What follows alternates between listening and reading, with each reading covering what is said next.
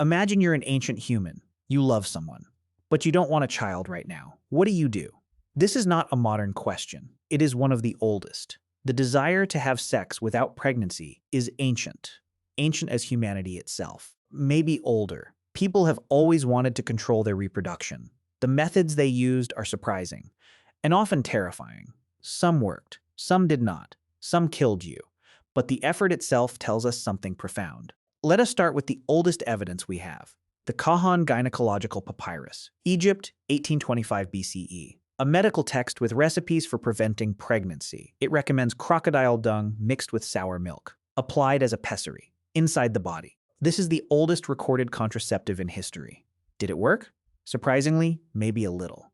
Crocodile dung is slightly alkaline, may have killed sperm, but it also caused infections, sometimes fatal infections. Ancient Egyptians were not stupid. They were desperate. They tried everything, and we mean everything. Honey and natron, acacia gum and dates. A mixture of honey and sodium carbonate was common. Acacia gum ferments into lactic acid, a natural spermicide. Ancient women discovered this without microscopes. They observed, they experimented, they passed down knowledge. This was not magic, it was early science. The Ebers Papyrus, also Egyptian, 1550 BCE, recommends a tampon soaked in honey and herbs. Another recipe uses garlic and wine. Garlic has natural antimicrobial properties. Wine is acidic. Sperm dislike acid. These women knew more than we give them credit for. The Greeks and Romans were obsessed with population control.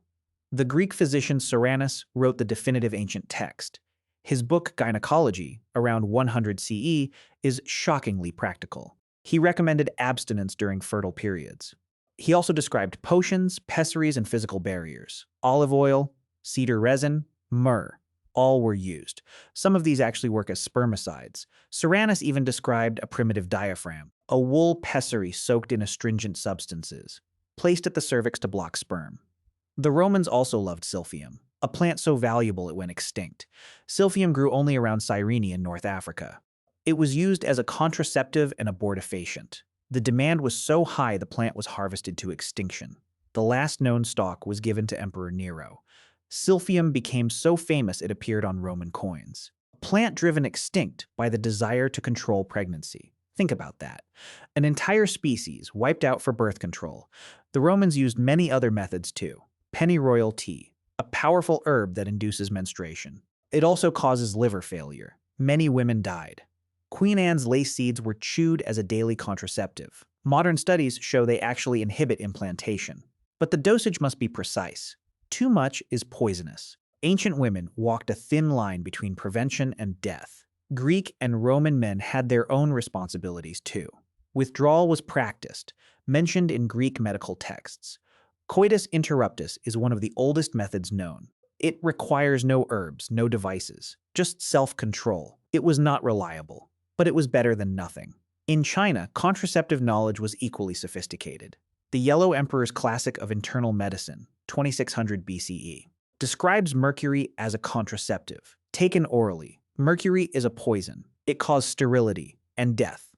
But it worked. You could not get pregnant if you were dead. Chinese women also used lead and arsenic for the same purpose. The desire to avoid pregnancy was so strong, they drank poison. In India, the Sushruta Samhita described numerous methods. A mixture of honey and ghee applied before intercourse. Rock salt in warm water as a post-coital douche. The text also describes abortion techniques in detail. Ancient Indian medicine was remarkably open about these topics. In sub-Saharan Africa, women used botanical knowledge. The bark of certain trees was ground into powder, taken as tea, used as pessaries. Formulas passed through generations. Some African societies practiced prolonged breastfeeding.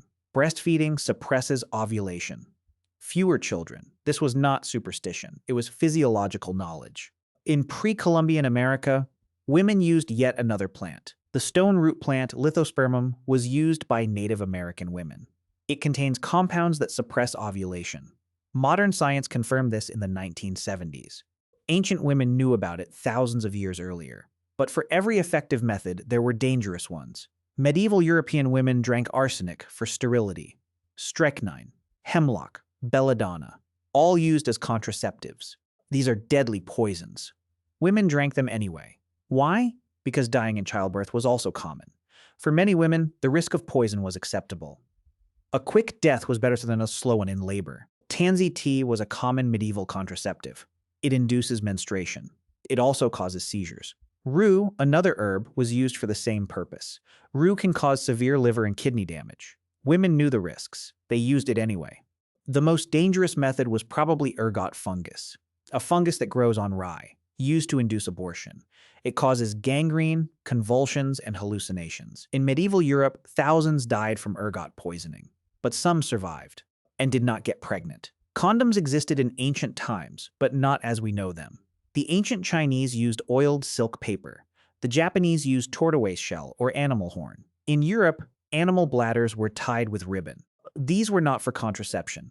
They were for disease. Syphilis was the real motivation for the first condoms. But they worked for pregnancy too, an accidental benefit. So what did ancient humans know about contraception?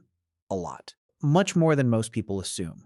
They knew about fertile periods. They observed cycles. They knew about spermicides. Honey, acacia, olive oil. They knew about barriers. Wool, oilcloth, bladders. They knew about herbs that worked and herbs that killed. They paid for this knowledge with their lives.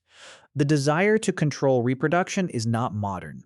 It is not a product of the sexual revolution. It is as old as sex itself. Ancient women were not passive victims of biology. They were active agents, experimenting, learning, passing knowledge from mother to daughter, across centuries, across continents, before writing, before science, before medicine. The crocodile dung of Egypt, the silphium of Rome, the mercury of China, the stone root of America. All of it tells the same story. Humans have always wanted to choose, and they were willing to risk everything for that choice. Some methods worked, some methods killed, but the effort itself is what makes us human.